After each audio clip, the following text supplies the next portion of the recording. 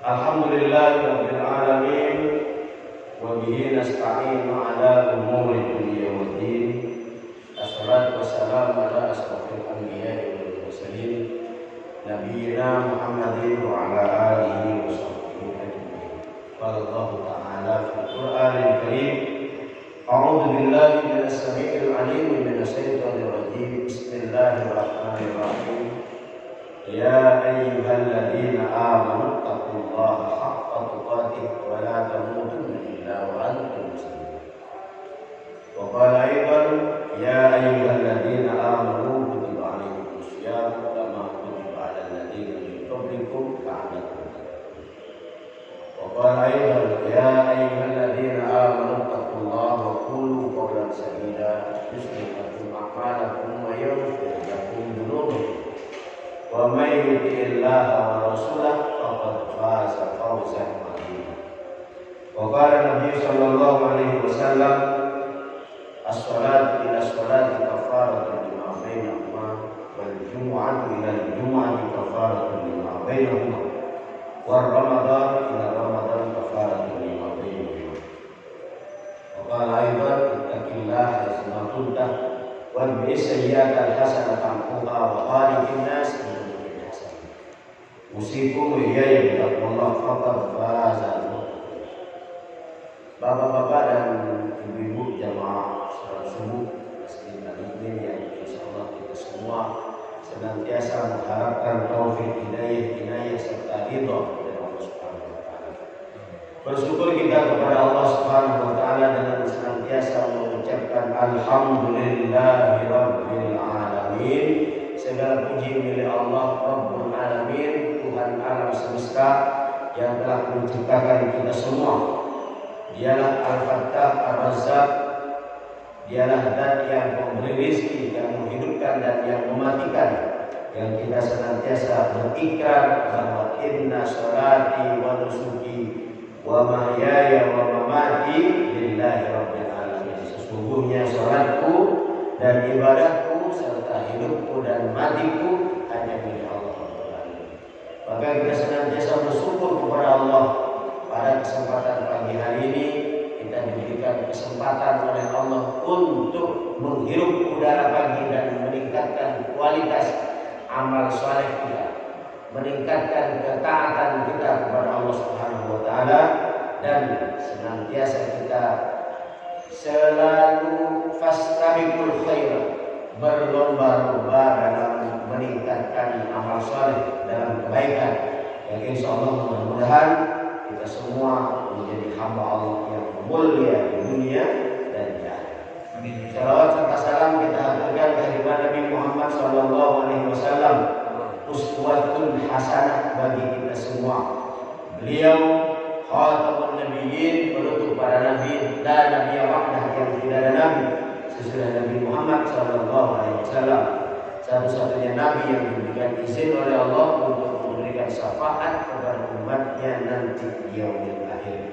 Mudah-mudahan kita semua beserta putra dan putri kita dan serta keluarga kita semua senantiasa mendapatkan taufik hidayah dan inayah serta kemuliaan dari Allah. Insyaallah kita menjadi hamba Allah yang sukses di dunia dan di akhirat. Amin ya rabbal alamin. Bapak dan Ibu jamaah subuh, kita mulai taklim ini dengan baca basmalah. Bismillahirrahmanirrahim. Hadirin rahimakumullah, alhamdulillah sangat berbahagia kita karena kita akan bertemu dengan Syahrul Mubarak, bulan yang penuh barakah, Syahrul Quran, bulan yang di dalamnya diturunkannya Al-Quran, Syahrul Maghfirah, bulan yang penuh dengan ampunan, fihi Lailatul Qadar, di dalam bulan itu ada yang disebut dengan Lailatul Qadar, malam yang lebih baik daripada 1000 bulan. Alhamdulillah, mudah-mudahan waktu yang kurang 2 hari ini Allah kuatkan dan kokohkan iman dan Islam kita, Allah sehatkan jasmani dan rohani kita semua, insyaallah wa ballighna Ramadan, dan kita disampaikan ke dalam bulan Ramadan. Amin. Hadirin rahimakumullah, 2 bulan yang lalu awal Rajab kita berdoa, Allahumma barik lana fi Rajab wa Sya'ban wa ballighna Ramadan. Ya Allah, berilah barokah kepada kami di bulan Rajab dan bulan Sya'ban ini, wa ballighna Ramadan, dan sampaikan umur kami ke dalam bulan Ramadan. Kenapa? Ada sebuah pertanyaan. Kenapa kok untuk bertemu dengan bulan Ramadan sudah diawali dari 2 bulan sebelumnya, yaitu bulan Rajab dan bulan Sya'ban. Para ulama mengajarkan kepada kita untuk mengingat kemuliaan Ramadan dan memohon kepada Allah agar supaya kita umurnya sampai ke bulan Ramadan. Subhanallah. Salah satu jawaban dari beberapa jawaban, karena diantaranya adalah bulan Ramadan itu bulan yang penuh kemuliaan dan barokah. Di antaranya adalah bulan Ramadan itu bulan yang sangat dirindukan oleh Rasulullah SAW. Setiap mau hadir bulan Ramadan, Rasulullah kemudian berkata, ahlan wa sahlan ya syahrul siyam, ahlan wa sahlan ya syahrul Ramadan. Selamat datang bulan puasa, selamat datang bulan Ramadan. Rasulullah beserta para sahabat begitu gegap gempita menyambut datangnya bulan Ramadan. Bulan Ramadan disambut dengan penuh kebanggaan dan kebahagiaan, karena beliau mengetahui betapa besarnya kemuliaan syahrul Ramadan. Dan alhamdulillah Allah berikan kesempatan kepada kita, insyaallah 2 hari lagi, hari ini Ahad, besok Senin, besok malam ba'da maghrib, insyaallah kita sudah memasuki tanggal 1 bulan Ramadan. Alhamdulillahirabbil alamin. Mudah-mudahan ini menjadi Ramadan yang terbaik bagi kita di antara Ramadan yang pernah kita lakukan. Ini Ramadan menjadi Ramadan yang penuh makna bagi kita semua, sehingga kita mampu untuk berkontemplasi, mengingat kebesaran Allah, mengagungkan Allah, dan menyatukan ukhuwah imaniyah, ukhuwah islamiyah, serta ukhuwah basyariyah, sehingga insyaallah apa yang disebut dengan Izzul Islam wal Muslimin, kejayaan Islam dan umat Islam, betul-betul kita rasakan dan betul-betul terjadi di muka bumi ini. Hadirin rahimakumullah, Allah Subhanahu wa taala berfirman di dalam Al-Qur'an, "Syahrul Ramadan alladzi unzila fihi al-Qur'an hudan lin-nasi wa bayyinatin minal huda wal furqan." Di bulan Ramadan itu diturunkannya Al-Qur'an. Hudan lin-nas sebagai petunjuk bagi manusia, wa bayyinatin minal huda, dan sebagai penjelasan dari petunjuk tersebut, wal furqan, dan pembeda antara hak dan batil. Maka bulan Ramadan itu disebut dengan Syahrul Quran, bulan Al-Quran, karena memang Al-Quran diturunkan di dalam bulan Ramadan. Unzila fihi al-Quran. Al-Quran diturunkan oleh Allah Subhanahu wa taala. Artinya apa? Al-Quran itu kalamullah, firman Allah, bukan makhluk. Al-Quran huwa kalamullah. Al-Quran adalah firman Allah yang berfungsi hudan, sebagai petunjuk, linnasi, bagi seluruh manusia. Dalam beberapa ayat yang lain Allah menyatakan Al-Quran itu hudan lil muttaqin, petunjuk bagi orang-orang yang bertakwa. Tapi dalam ayat ini Allah menyatakan hudan linnas, sebagai petunjuk bagi manusia. Kalau dinyatakan hudan lil muttaqin, hanya orang yang beriman dan bertakwa saja yang mendapatkan petunjuk dari Al-Quran.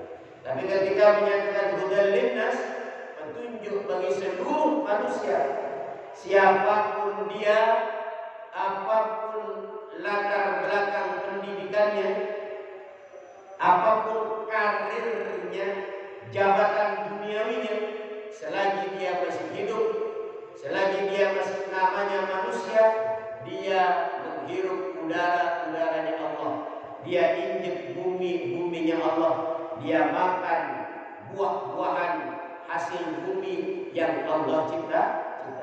Dia masih disebut sebagai manusia. Ketika dia memposisikan manusia sebagai makhluk hidup, maka ada kewajiban untuk senantiasa mengambil hidayah dari Al-Qur'anul Karim, karena Al-Qur'an sangat cocok untuk semua kalangan, semua umur, dan semua latar belakang pendidikan.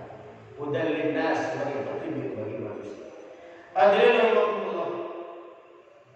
Al-Quran huwa kalamullah. Al-Quran adalah firman-firman Allah.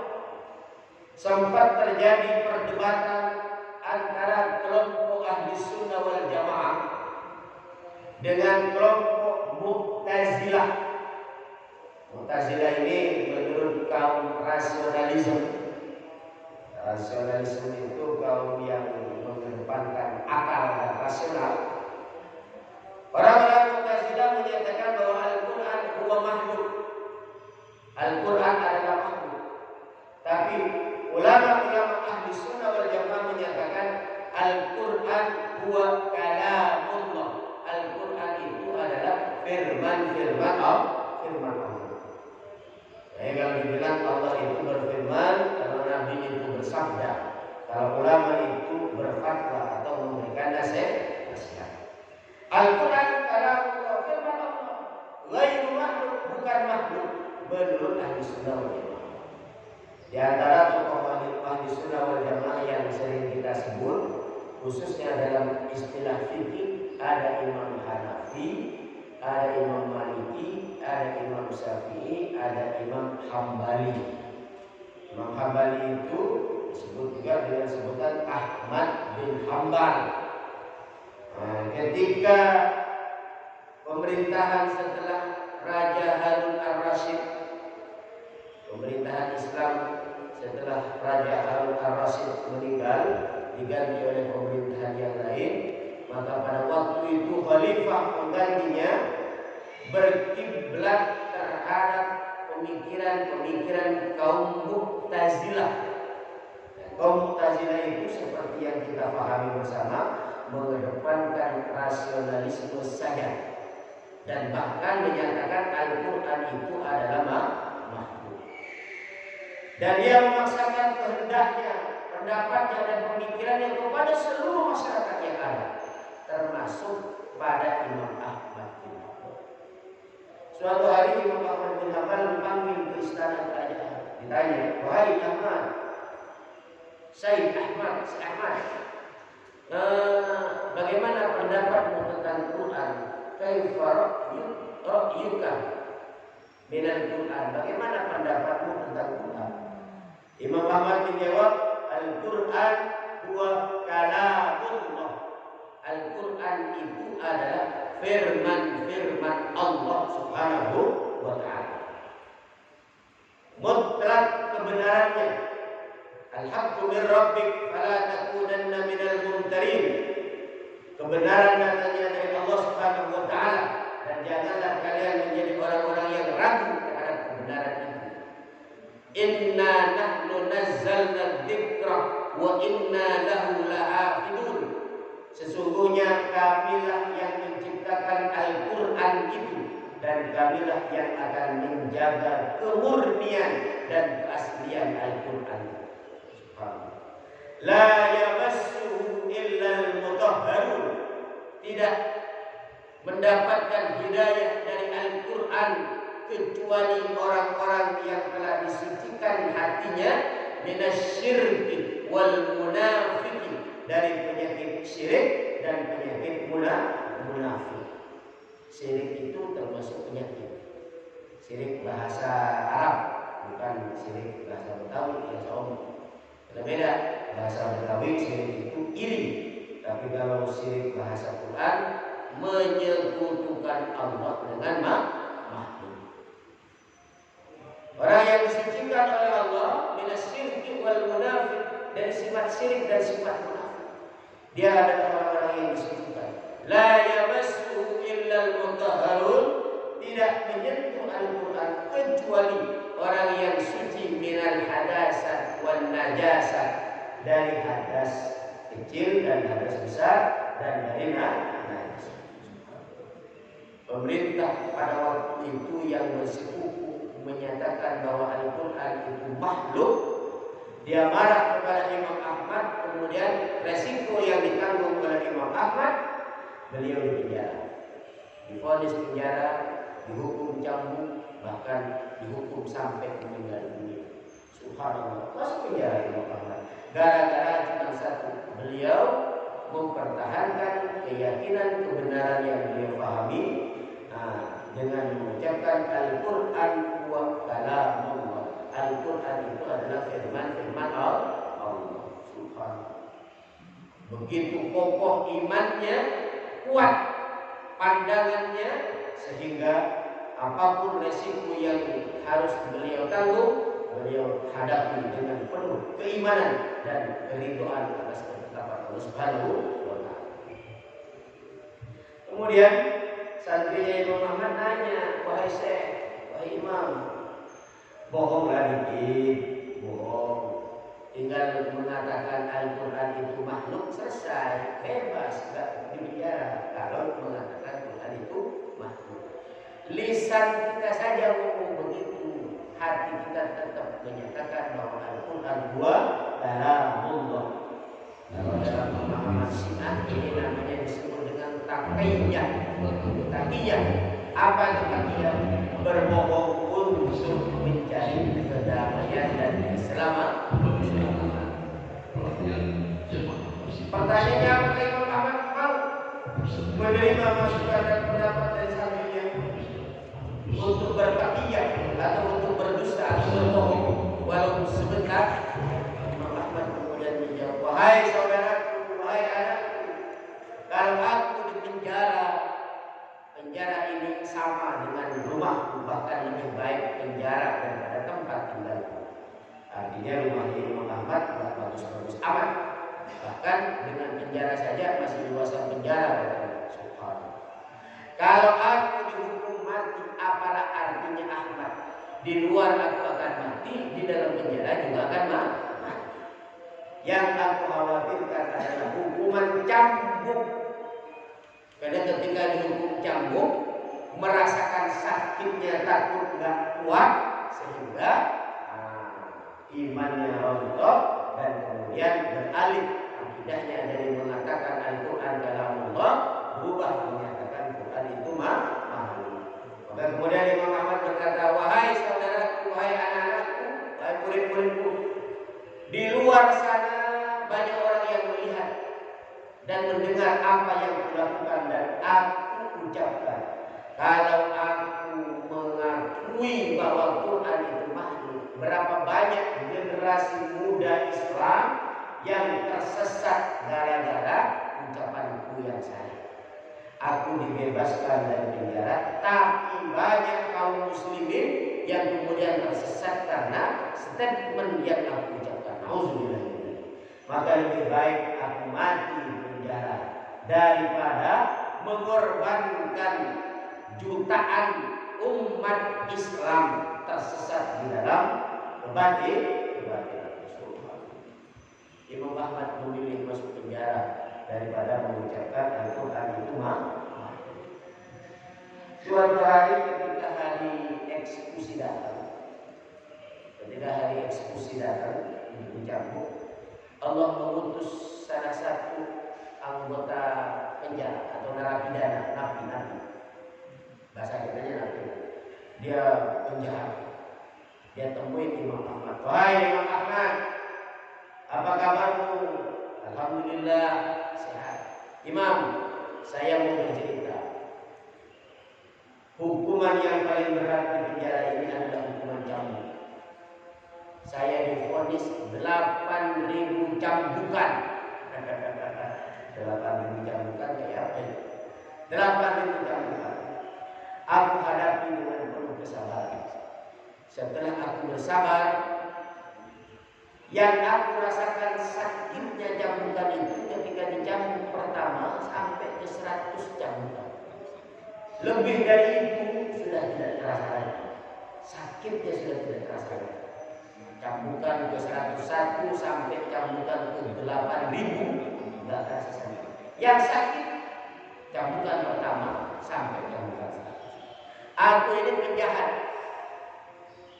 pencuri, bahkan aku adalah syarbul khamr, orang yang minum minuman keras, minum khamr, syarbul khamr, orang yang minum minuman keras, sehingga aku ditangkap, masuk penjara, dan aku dihukum cambukan 8 bulan, dan aku bersabar.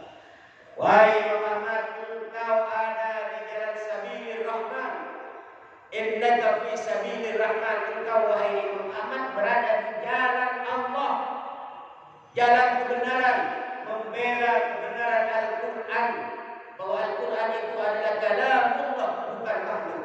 Dan aku berdoa kepada Allah, mudah-mudahan engkau bersabar.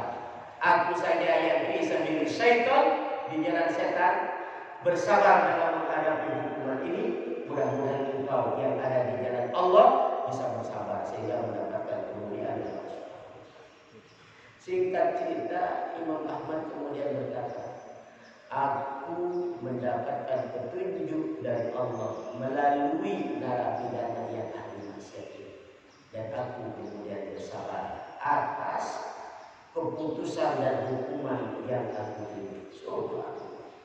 Hadirin rahimahullah, ini salah satu ulama besar yang hidup pada zaman itu. Bahkan sampai hari ini beliau dikenal sebagai ulama madhab.